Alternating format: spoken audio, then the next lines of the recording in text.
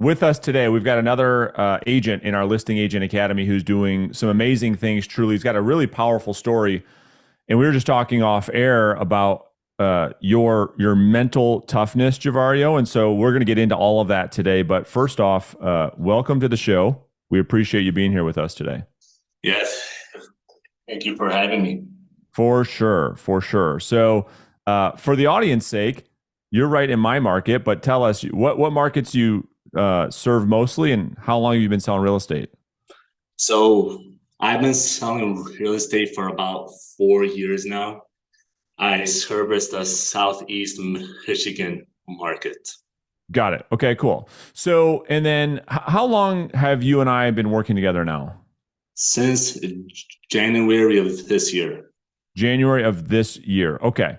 So, before we started working together, what was your business like? What were some of the biggest challenges you were faced with? Yeah, I mean, the biggest problem that I had was before I joined your program, Brandon, I was really just lost. Like I didn't really know what to do, and I was just confused. And on top of that, Brandon, I took bad advice from brokers, from teams. They basically said don't prospect, and they said that prospecting doesn't work. And they said, "Oh, just work your sphere," but they didn't really share like how to work your sphere. Mm. Now, I'm not blaming them. It's my fault that I took that advice. It's my fault that I wasn't able to figure this out by myself.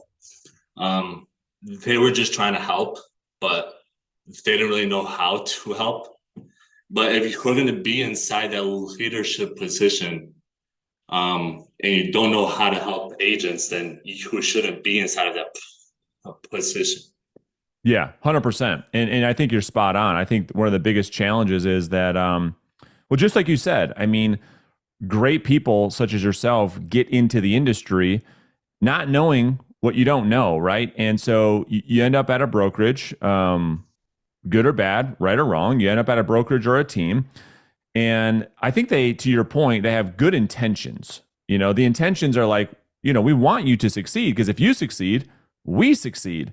But you nailed it. The advice is so generalized.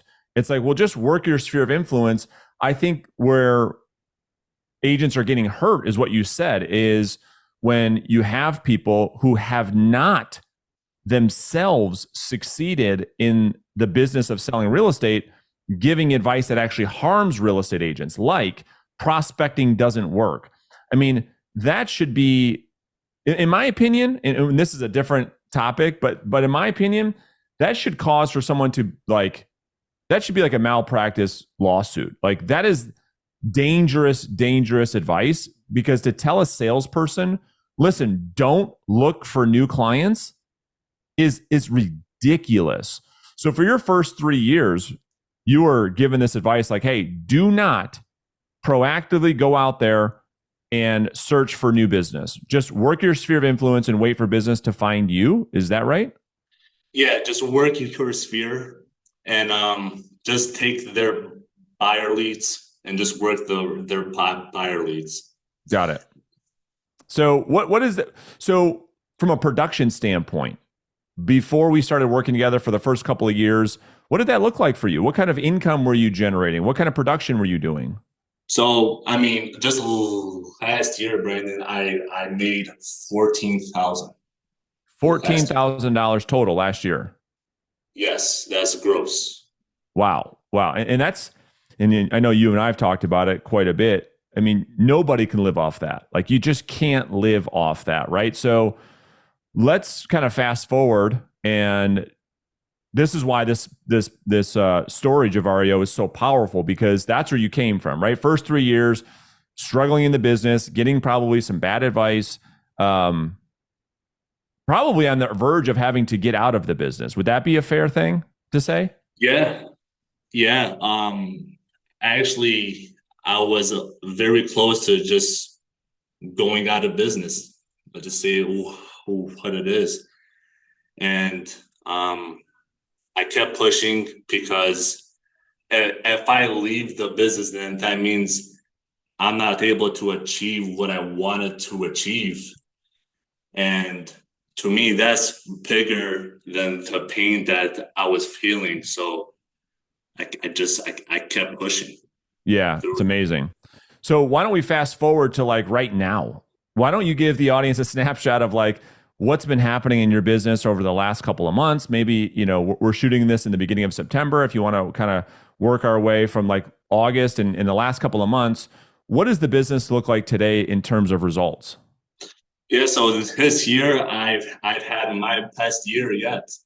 Last month I made 23,000 in gross commission. Wow. So let me just pause there for a second because there's a story right there, Javario. Let's just talk about that. So last month, you made more than you made all last year. And so, Yes. so you had a $20,000 month. And I think that's what a lot of real estate agents aspire to. That's why they got in this business, right? Let's be honest. I mean, they're not getting this business to make peanuts. It's too hard of a business. You could go somewhere else and make better money. But so now that's a huge, dramatic increase in business, going from 14,000 in a year to having $20,000 income months. So let's stay right here and break this down to say, okay, what's changed? What are you doing? And what are some of the biggest things that you've taken from our time working together? Well, the biggest thing, Brandon, is, and you taught me this, is that every strategy works. It's not the strategy that's the problem. It's you. You're the problem. Every strategy works if you do a high amount of volume. Like what that means, and we talked about this a lot. If you prospect, but you only do 3 contacts per day, obviously that's not going to work. Okay. But if you prospect and you do 30, 40, 50 contacts per day, then it's going to work. Same thing with like open houses. If you do one open house every month, then yeah, it's not going to work. But if you do 4 per week, then you're going to get some sales out of that. So it's not the strategy; it's us. That's right. So that's what you teed this up perfectly. Number one is what you're talking about is character traits. It's character traits. It doesn't matter if how you're going about lead generation. To your point, you nailed it. It doesn't matter if you're going to be an agent that focuses on outbound prospecting or an inbound approach or open houses. It doesn't. None of that matters. Internet leads. None of that matters. What matters is character traits, specifically our mindset and our mental toughness.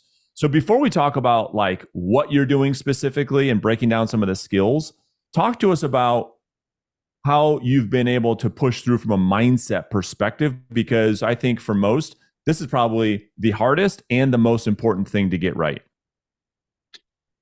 I mean, like what other option do we have out here? As far as the mindset, I mean, it all comes back to how bad do you want it, and it really comes down to like, okay, like how seriously are you taking this? And if your why is big enough, then you could break through that mindset, and you could really have that mindset to prospect every day, to make 30 contacts per day, or whatever that your goal is. I feel like if your why is strong enough, then you'll have that mindset eventually. Yeah, I love it. So let's do a quick kind of business breakdown. Where is your business coming from these days? So a lot of it is coming from expireds and probates. Got it. So love it. Two great niches. So expireds and probates. And so, let's break down kind of like what your average day looks like. And then we'll get into some of the skills that you've learned that allow you to succeed at the level you're succeeding at. So walk us through the average day. When are you getting up? Walk us through what you're doing in the morning, the afternoons, and the evenings. Great, great. So I wake up at 5 o'clock in the morning. I get to the gym at 6 o'clock in the morning, and I have to answer a FaceTime call from one of my accountability partners. Love it. So if I don't answer that FaceTime call, Brandon, I have to pay them $100, and they posted inside of our Facebook group that I was slacking everything. But anyways, that's huge. I mean, that's massive. I mean, we could talk about accountability partners and how impactful that is. But so that's great. Keep going. So you get to the gym at 6 a.m. Go ahead. Yep. I leave at around 7:30, and then I get to the office. Oh, wait, sorry. No, at 7:30, that's when I have my first role play session. Got it. And then at 7:45, I have my second role play session. And then as I'm walking in the office, I'm walking in like around 7:55-ish. And then as soon as 8 o'clock hits, then I start prospecting. Got it. And how long do you typically prospect? You start at 8 and then you go to what time typically? 12 o'clock. 8 till 12. So, and how many contacts are you typically having in that period of time on average? About 30 contacts. If I'm focused. Yeah. If I'm not focused, it's more like 20 contacts. Okay. So 20 to 30 contacts. That's probably a mixture of new conversations and some lead follow-up, correct? Yes, correct. Yeah. I do my lead follow-up at 11 o'clock. Yeah. 11 to 12. Got it. Okay. So how do you fight the distractions? Like that time block in the morning, 8 to 12, so many real estate agents have a tough time, Javario, as you know. They're like, I can never talk to 20 or 30 new people a day. And they're more reactive. They're like, I'm just constantly being distracted. How do you stay focused during that period of time? Well, one, I don't go on Facebook or Instagram or any of that. That's one. So I put my phone down and just focused. Two, I lock myself inside of an office and it's just me. Yeah. So that's how I focus. Yeah, I love it. And you have a job to get done, period. Your goals that you and I talked about, we're trying to get to, a multiple six-figure income, right? And we know you have to do your job. And your job is to have 20 or 30 conversations every single day, no matter what. Then you can be more flexible. So what happens in the afternoons typically? What's the afternoon schedule look like? So from 12 to 1, I go on my break. From 1 to 3, I do my admin work, doing all the paperwork. I'm sending emails and everything like that. From 3 till 6, that's when I go on appointments. If I don't have an appointment, then I'm prospecting more. Yeah. It's simple, right? I mean, it's a simple, straightforward schedule. You just do it. Most people just talk about it, And so how many appointments are you typically going on per week these days? About 2 to 3. 2 to 3 good, solid appointments where you have the ability to earn clients' business. I mean, most agents would die for that. I mean, they're trying everything to do that. So you're going on about 12, 14 appointments per month. And right now, how many listings are you taking per month roughly? So last month I took 3. This month it just started, so I'm projecting to take about 3 to 4 listings. So far this year, I've taken 17. 17. So far this year. Yeah. It's amazing. So you're now on, and that's just going to keep getting better as your pipeline continues to grow. But you're just about hitting a listing a week. Correct. Yeah. So a listing a week. If you could do that starting now in the next 12 months, that puts you in a position to take 50 listings over the next 12 months. Have you thought about that? Not, but yeah, that makes sense. It makes sense, right? You take 50 listings, you probably sell 40 of them. And so 40 transactions in the next 12 months closed. What type of income would that represent? Like, what is your average commission? It's about 6,000 to 7,000. Let's say 6,000. Do worst case scenario. Yeah. So have you done the math on that? Because that's what I'm excited for you. That puts you at $250,000 a year. Right. And then all the things you and I have talked about with your big why and what you're fighting for, I think can happen. So anyway, I digress. That's another topic. But let's talk about the skills piece, right? So we talked about mindset. We talked about what your daily schedule looks like. We talked about what your lead generation looks like. Let's talk about the specific skills, because I think you and I both would agree at some point, if you don't have the skill set, you can go through the motions and still not get a result, right? And so now Yes. you're doing all three. So what are some of the skills? Let's break this into two parts, Javario. Let's talk about the phone first.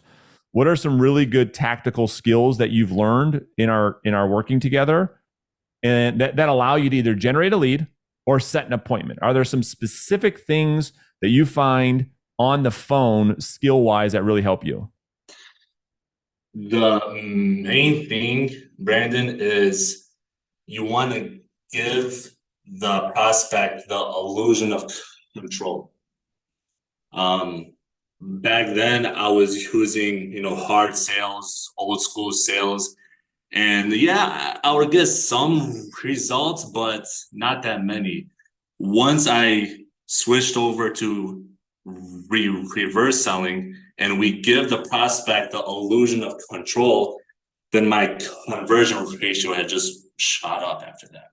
Yeah, it's huge, right? I mean, just because people aren't used to that. And so yeah, you're giving them that you're using language that we call supports their autonomy, right? So the prospect, they don't ever feel resistance, right? And so yeah, I love it.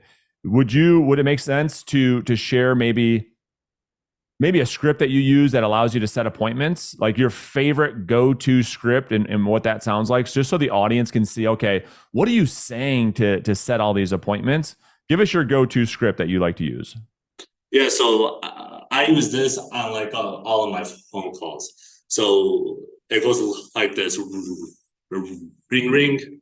And we can go through the whole thing if you want, or just the appointment setting piece. What do you want to do? You want to go through the whole thing or just the appointment part? I just do the opening line. That's Perfect. what I Yeah. So you use. ring and I say hello. Hi, Brandon. Yeah, this is him. Yes, Brandon. This is Jeff. I'm a real estate agent. And listen, before you hang up, I was just hoping to ask a quick question. Would that be okay? Sure. What's up? And then I go into the script. Yeah, I love it. I love it. And it just, when you've switched to that, how often, let's do it before and after, so before switching to a sales skill like we're talking about now, and you're using maybe some of the older scripts that are out there, you're probably met with a lot of resistance, right? I'm not interested. Take me off your list. I don't want to talk. Now you've transitioned. How often are people more open to talking with you? Almost all the time. I mean, there's still those few people that say no, but I think like 9 times out of 10, they're saying, yeah, sure, what's up? Yeah, I love it. I love it. So now transitioning over to the appointment, are there some things that you've learned that really help you to convert at the appointment? Because there's a lot with our listing presentation, right? There's a whole 6-step strategy that obviously you've learned over time. Which of those do you feel has made the biggest impact on your presentations? Yeah, and this is actually a huge one because this is how I run my business now. And this is how I'm able to get some more clients. That first part of your presentation is you're basically telling them the truth. You're letting them know, like, hey, whether or not that you hire me, I'm going to tell you the truth. And I found that once I let them know that as long as I tell you the truth and that's all that matters to me, then they take me more seriously and they actually want to do more business with me versus before where I would just say whatever just so they can sign. Oh, we're going to door knock the area 24/7, 5 days a week, or 7 days a week, or whatever. When really that's not true. So now I tell them the truth, and they respect that, and they want to work with somebody that just tells them the truth. That's right. That's such a great point because you nailed it. People, most agents will tell sellers what they think they want to hear, but it backfires because the seller can sniff and smell the BS. They know the person's a bullshitter, versus just being transparent, candid, and just being so forthcoming with the truth. It's more believable. And then the seller starts to trust you. They start to respect you more. And those are the attributes that sellers are looking for when they're hiring a real estate agent. So I love that piece. So if you could kind of go back maybe 4 years ago, get your license all over again, and you could see that Javario coming out of the testing center. Knowing what you know now, what would you tell him? Well, first, have at least 6 months of savings first, 6 to 12 months of savings. You don't want to be stressing about how to pay for your bills every day. So that's one. Two, sign up with Brandon. Just hire Brandon as my coach. Honestly, like I'm not just saying that. Like, I would have saved 4 years of all that pain and suffering and trying to figure it out and talking to this broker, talking to that broker. I would have saved all that time and pain if I just went with you as soon as I got a license. Well, I appreciate that, and that's very, very kind of you. And you're a huge asset to our community too. To be fair, I mean, you're always engaging in our community. You show up on every coaching call. You show up on every role play. You do the work. You're always posting your results. You're always giving feedback. You're always posting your wins, your losses, so everybody can learn. So you contribute a lot to the community. So it goes. I believe that that's how every business relationship should be. Is that there should be an equal exchange of value. And so, with your skill set now, we talked a little bit about what's possible for you looking ahead, but what are some of the things that you think about with all that you've learned and now your new skill set, your new mindset? What are some of the goals that you might have for the future? Well, now I'm not confused anymore. I can finally put my head down and just focus on one sales system. The future it looks bright, man. There's no limit on how much homes that we can sell now, because now we have the process down. So all we have to do is just put the effort in now. That's right. That's exactly right. Well, man, listen, and that's the thing, when an agent, this is maybe something you don't think about too often that maybe I need to share more with our agents in our coaching system, is that the compound effect is very real, right? So like, once you do this, you can have a huge explosion of business in your second or third year doing this, because once you're doing 30 contacts a day for 3 years in a row, I mean, that's like 7,000 contacts a year. So that's 20,000 conversations or so, right? Over the 3.5, 4 years. That's a lot of business that could be had that compounds. I think a lot of agents don't even realize that piece of it too. So I'm excited for you, truly, and I care a lot about your success. And so thank you for doing this. Any last words of encouragement, maybe to the audience, maybe a newer agent who just getting started, Javario, and maybe felt like you, just lost? I know you mentioned a couple things, but anything else that you think might be helpful? Yeah. To anybody that's like struggling with real estate and they're confused as well, don't overthink it. Every strategy works if you do a high amount of volume to it. And I'll leave you with this. As you already know, Brandon, I shared with you, I have a speech impediment. So I'm doing all of this and my speech is I have a speech impediment. So it's hard to make the cold calls, it's hard to go on appointments, and it just makes it harder for me. So, but I don't let that stop me from showing up every day. I still show up every day. I still make my phone calls. I still do the work. So if I don't have any excuses, then you shouldn't either. Wow, you just gave me goosebumps. And thank you for sharing that, truly, because it's spot on. It's spot on. You know, there are no excuses. I mean, you're doing it every day, and you're getting great results. Um, you know, I guess one last thing that I didn't even plan on asking you, but like, that was that your biggest month ever too, income wise, last month? Yeah, last month, that was my biggest month of 23,000. I've never made that much money in my whole life. In Last one month. month, right? Yeah. How does that feel? Like, how are you feeling right now coming off of that? Because was that what? How many closings was that? That was off two closings only. It was a high price point. Yeah, so two closings, good income. I mean, you got to feel good, right? I mean, you just been putting in the work, and so now it's starting to pay off. How do you feel right now? I mean, honestly, like I almost like cried Sure.